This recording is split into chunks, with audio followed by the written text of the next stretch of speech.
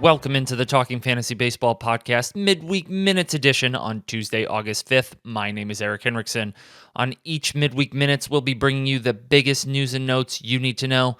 Before we get started, if you haven't done so already, please subscribe. We're available on all major podcast platforms: Apple Podcasts, Spotify, YouTube, Amazon Music, and the Odyssey app. And give us a like, leave us a 5-star rating or thumbs up. It really helps us out a lot.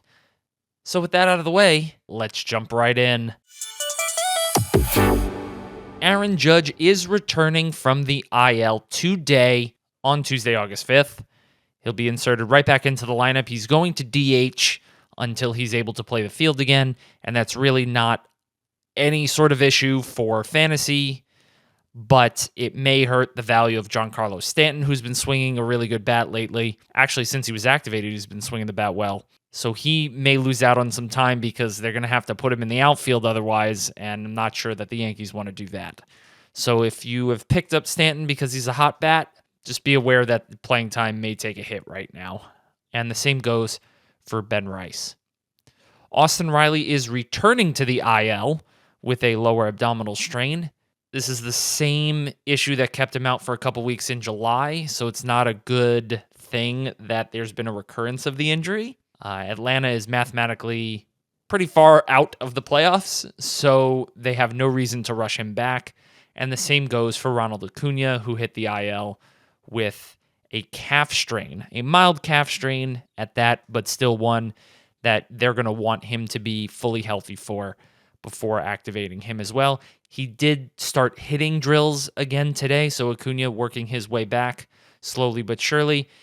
The timetable for him is 2 to 3 weeks, whereas the timetable for Austin Riley doesn't exist yet. If you're looking for alternatives to Austin Riley, check to see if Royce Lewis or Josh Young might be out there on your wire. Royce Lewis has had a good second half so far post All-Star break, and Josh Young, since being recalled from AAA, has swung a hot bat as well. In fact, hit a walk-off home run off Jake Bird against the Yankees last night.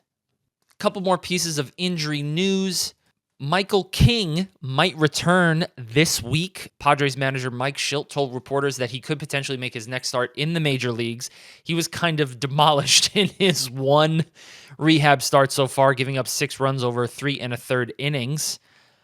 He was hit quite hard in that one too. He did register a 41% whiff rate and a 31% CSW, which is called strikes plus whiffs, which is pretty good, but the majority of contact that he gave up was hard contact. He did get up to 61 pitches, though, which is really good. He did average 92.2 miles per hour on his sinker and about the same on his fastball. So everything is there. The velocity is there. The pitch count is almost there. Just the results wouldn't, but you can't really blame him too much for that. It was his first outing since May 18th against Seattle. So Michael King could be returning this week. The Padres have matchups against Arizona on the road and Boston at home this week. I wouldn't be surprised if he starts this weekend, Saturday or Sunday against Boston. And if not, a soft landing against the Giants early next week could be in the cards as well. Let's just hope they don't push him till next weekend, the 15th, 16th, or 17th when they play the Dodgers. You do not want him to come back against the Dodgers, despite how cold they are. Another pitcher working his way back is Bryce Miller. He had quite the opposite experience as Michael King in his first rehab start.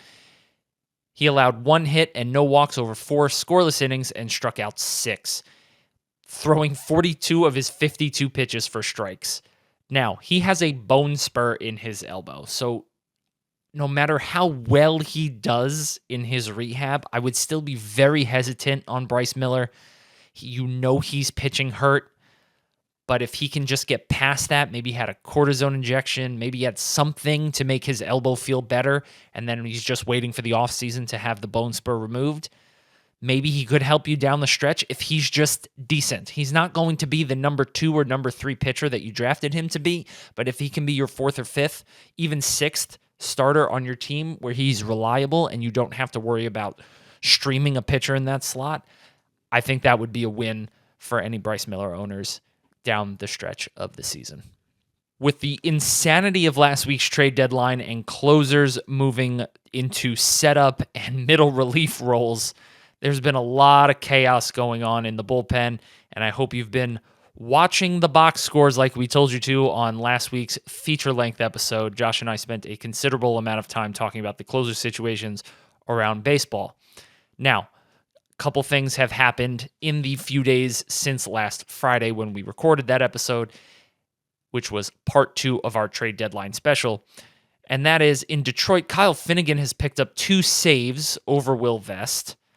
Now, Will Vest was bypassed for a save situation the other day, but I think it's because he's struggled his last 2 days. He's pitched a lot recently, and so AJ Hinch is giving him a couple days off. I don't think Kyle Finnegan is going to take over the closer role in Detroit. He's not that good of a pitcher.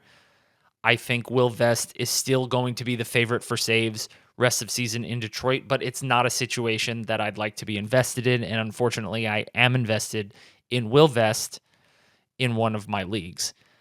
So maybe you're talking 5-6 more saves rest of season for Will Vest and probably 4 or 5 for Kyle Finnegan. I think they're going to split time unless Finnegan is up to his old ways and starts to really stink out the place, as he tends to do from time to time.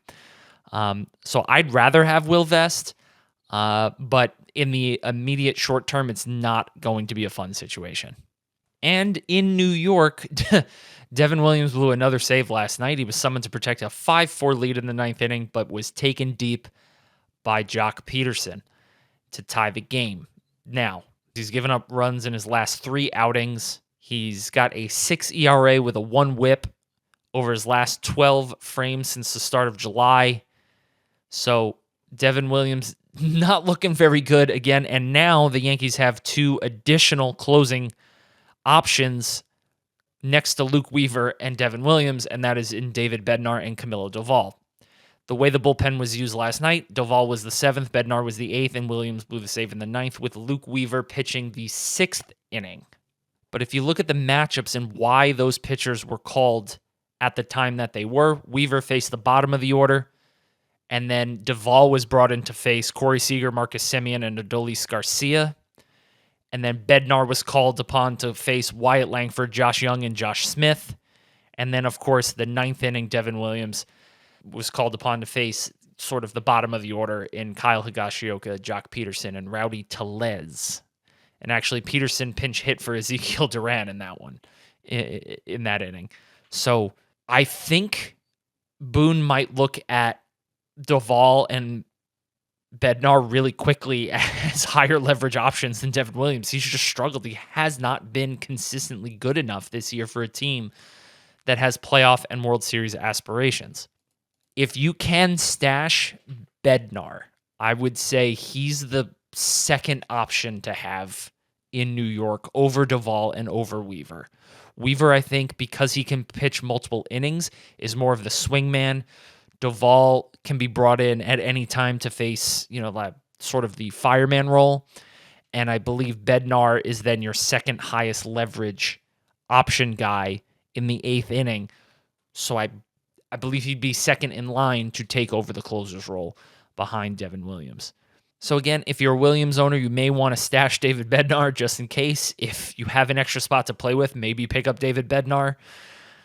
He could potentially be the guy to own in New York if Williams continues to struggle. And in fact, I wouldn't be surprised if they go to someone else in the very next save situation. That does it for this edition of Midweek Minutes. Josh and I will be back later this week with an all-new full-length episode, so please subscribe. We're available on all major podcast platforms: Apple Podcasts, Spotify, YouTube, Amazon Music, and the Odyssey app. Give us a like, a 5-star rating, a kind review. We will read all of them. And if there's anything you want us to talk about, drop us a message. For Talking Fantasy Baseball's Midweek Minutes, I'm Eric saying, see you next time.